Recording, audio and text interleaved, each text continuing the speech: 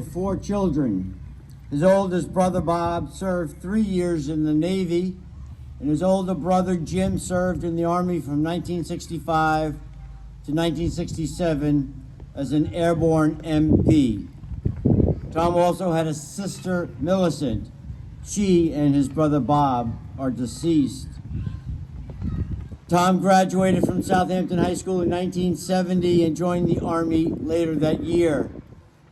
He completed basic training at Fort Polk, Louisiana, and then went on to military police training at Fort Gordon, Georgia. He volunteered to be a dog handler and trained for 7 weeks in Okinawa. He was sent to Vietnam in 1971, stationed first at Cam Bay, then at Nha Trang. Tom returned home in April of 1972.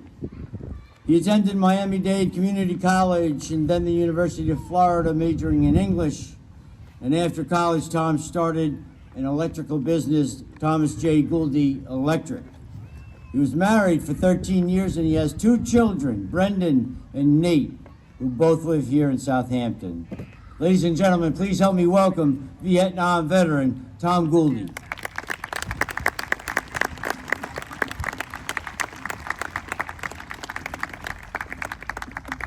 Good morning. Approximately 2,700,000 servicemen and women served in Vietnam, in the Vietnam War. Every one of us has a different experience.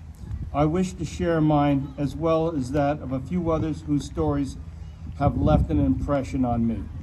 I also hope to explain why Vietnam vets often never talk about their service, as I wish to speak for those who have not spoken. I do not wish to portray myself as a hero, as I am humbled by those whom I've had the privilege to serve with and consider them to be the real heroes and have made far more sacrifices than I. To understand this experience, I believe one needs to go back a bit further. For me, I was born and grew up here in Southampton. We were the post-World War II baby boomers. As a young boy, I remember the 4th of July parades and the veterans who marched in these parades. They were vets from World War I, World War II, and Korea. There was so much pride and respect given to them. After all, they had defeated 2 very evil dictatorships with great sacrifice. We also watched so many movies that depicted their heroism. These veterans also had 2 major vibrant organizations, notably the VFW and the American Legion. This was a time of great pride and patriotism. John F. Kennedy was president and himself a veteran. We were on the way to the moon and the sky was no longer the limit. My oldest brother joined the Navy when I was 4 years old, and in 1965 my other brother was drafted in the Army and was sent to Germany and served as a paratrooper. I graduated from Southampton High School in 1970 and found myself in the U.S. Army less than 6 months later. I was sent to Fort Polk, Louisiana for basic training, then to Fort Gordon, Georgia for military police training. And despite my then fear of German shepherds, I volunteered to be a dog handler. To me, this seemed to be a great opportunity to work with and learn how to handle highly trained and disciplined dogs. I was accepted and sent to Okinawa for 6 more weeks of training. There, I saw how dangerous these dogs could be, as 2 of my friends were wounded, one having his hand torn apart. This was a poignant lesson in carelessness and overconfidence. Upon completion of Sentry Dog School, we were flown to Vietnam. We arrived very early one morning at Tan Son Nhut Air Base, Saigon. And after a few days, half of us went to Long Binh and I went to Cam Bay with the other half. Half of my company would never make it home. For a 19-year-old, getting to Vietnam was a surreal experience. I remember looking everywhere, trying to get a sense of this place, so different from home.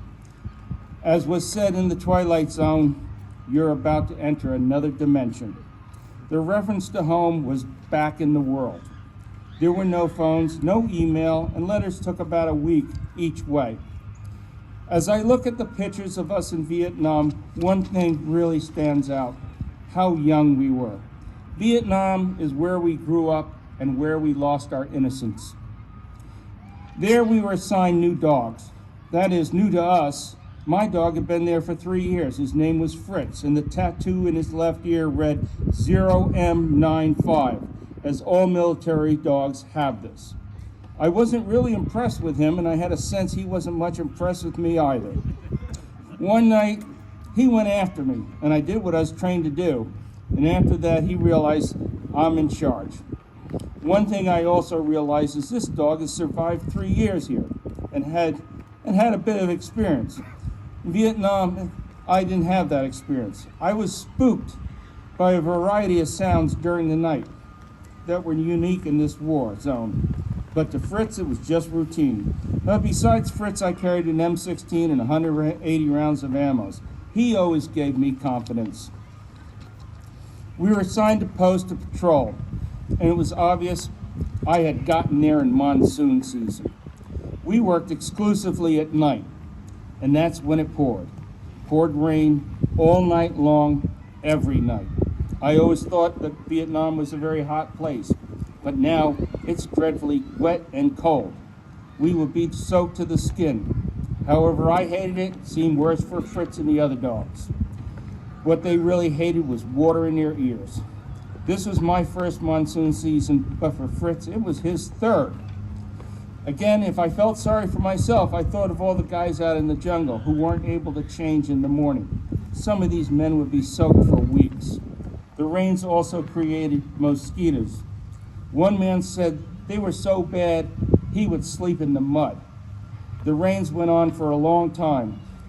I can't remember how long, but as Forrest Gump would have said, and one night it just stopped. Fritz was a sentry dog. His value was the ability to sense a saboteur way before we might know or even get past us. This would never happen with a sentry dog. We would be assigned perimeters of the most sensitive areas where the enemy could do the most damage: ammo dumps, fuel storage facilities, and helicopter bases. Dogs in Vietnam were valued for many purposes. Some dogs sniffed out marijuana, which is a very hated job. Some dogs were trained to find booby traps, some for tracking, and what might have been the most dangerous job in Vietnam was to be a scout dog handler. The scout dog handler job was to be out in front of the company while patrolling in the jungle. This job was to detect enemy, which they frequently did, but not always quick enough. This led to the deaths of many dogs and handlers. However, we knew the dogs were very effective because the North Vietnamese put a bounty on the dog's ear with a tattoo. They hated dogs. It is estimated that 10,000 dog handlers and 5,000 dogs served in Vietnam. 295 dog handlers were killed and 232 dogs were killed in combat. I believe the reason more handlers were killed than dogs is because they're easier targets. The dogs are down low. It is estimated the dogs have saved as many as 10,000 lives. I remember training in Okinawa, and our sergeant told us that these dogs are so loyal, they would, without thought, go into harm's way for their handler. I think perhaps he must have known of one incident where the handler was shot and fell in the open ground, a totally vulnerable place. His dog, while being shot at, grabbed his flak jacket, bit it, and dragged him to safety. The handler was medevaced out of the country, but he would never see his dog again. I believe that bothered him more than being shot. I remember one night a sergeant commented on how my dog watched my every move. He was always assessing the situation. These dogs are so alert and so much smarter than people realize. A good handler learns how to communicate with his dog and learn how the dog just senses things. One particular situation that stands out is where a company was pinned down and was being decimated by a sniper. Nobody knew where he was. A dog handler was flown in by helicopter and was able to alert his handler where the sniper was. He was in a tree. just how the dog pointed at the tree, the handler was able to shoot him and he fell out of the tree. This is a demonstration of how effective the dog and handler are due to their ability to non-verbally communicate. We all had countdown calendars. A tour was 365 days. Everybody knew at any time just how many days they had left. My tour was from 71 to 72, and the war was winding down. We were all excited about going home early, but there was something that was bothering me that I had not thought of before. I would have to leave my best friend behind, the one I entrusted my life with. He and almost all the dogs would be left in Vietnam. The South Vietnamese soldiers who would take these dogs were completely unfamiliar with dogs. I remember a South Vietnamese soldier who had the best dog you could hope to have, one that was so eager to please. This dog knew how to run an obstacle course by himself, but he missed one obstacle. At the end, though the dog had thought he'd done a perfect job, the handler took the leash and yanked the buckle underneath his chin, and the dog yelped. And I tried to explain to the handler, but there was a language barrier, that this would not work. And I took the dog and corrected him, so he did the course perfectly. I just hope he learned and that the dog would be treated properly. One of the last things I did in Vietnam was to volunteer to load dogs into shipping crates, for our dogs were being sent to Long Binh. I brought my dog out last. I put him in the crate, and as I watched the forklift pick up the crates, Fritz looked up at me as to say, "What's going on?" There was nothing I could do. I always felt I let him down, and I never saw him again. And to this day, I don't know what happened to him. Fritz was one of the half of the company who would never make it home, for he was military property. Coming home might have been a strange experience as going there. I think so many of us have been through the bad times that good times would now prevail. Such was not always the case, as my friend Larry from Mississippi. He thought it would be a great surprise, since he was home early, to surprise his fiancée. But a friend gave him the news that she just had married someone else. Many others would find the women they loved were now gone, and this and the Dear John letters were enough to crush a young man's spirit. For me, I'd not told my parents that it was on my way home. The night before I left, there was a lot of enemy activity occurring. There were explosions everywhere. In the morning, as the plane lifted off, I could see the fires still burning the fuel tanks, and I knew they got in. What I didn't know was that 24 men were just killed on the base I had just left. My parents heard this on the news, not knowing that I had already left, and they would not know I was okay until I walked into the house unannounced.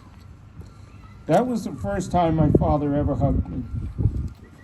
Other fathers, mothers, brothers, sisters would not be so fortunate with the loss of their son or daughter. There would be deep grief that would linger for the rest of their lives. Being home, I quickly realized it was not like the end of World War II. The paradigm had shifted dramatically, and the honor given to those older veterans would not be ours. We had been coming home piecemeal for about 8 years, and for me it was nearly the end of the war. This was a time when the anti-war sentiment had reached a crescendo. We knew we would not be welcome, as our buddies who had already gotten home wrote back to tell us to get out of our uniforms before we left the airport.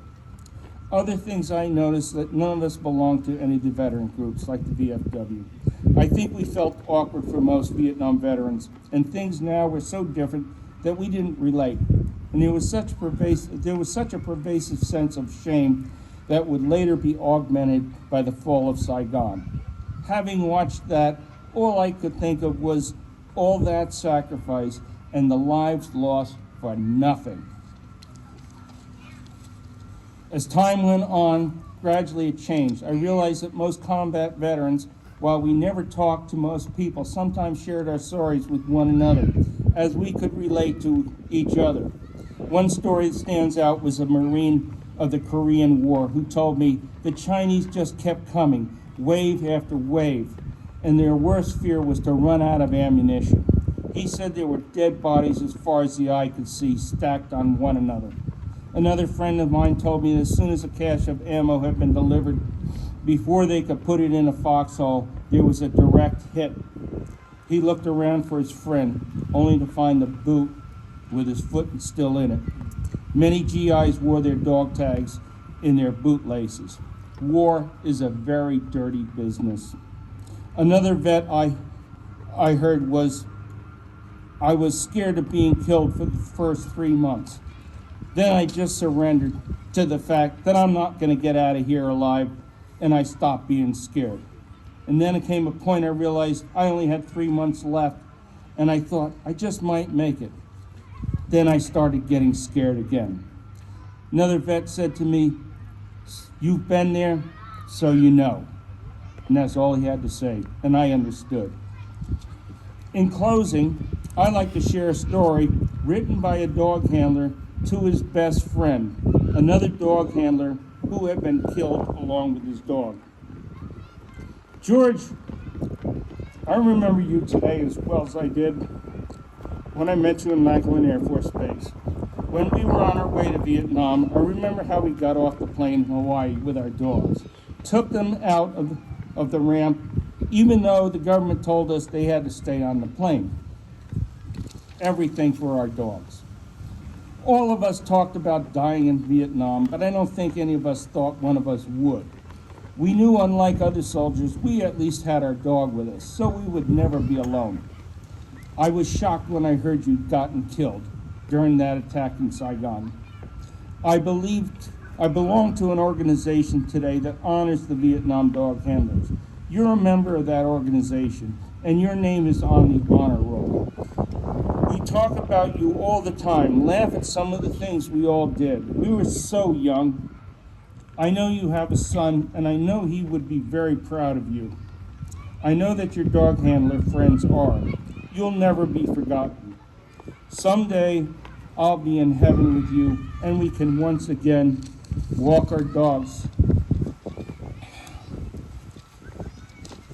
After being home for 51 years, I felt it was time to share my story. Thank you.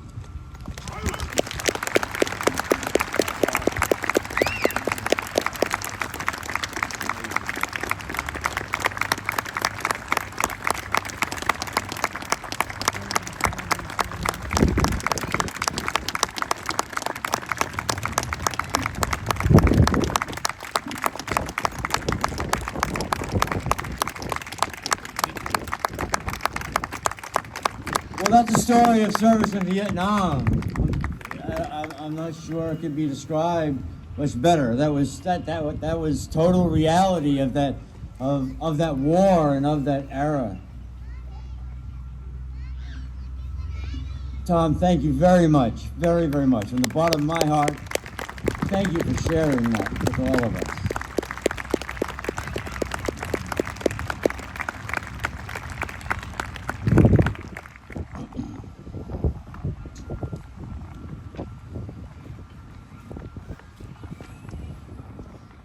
The concert band from Southampton High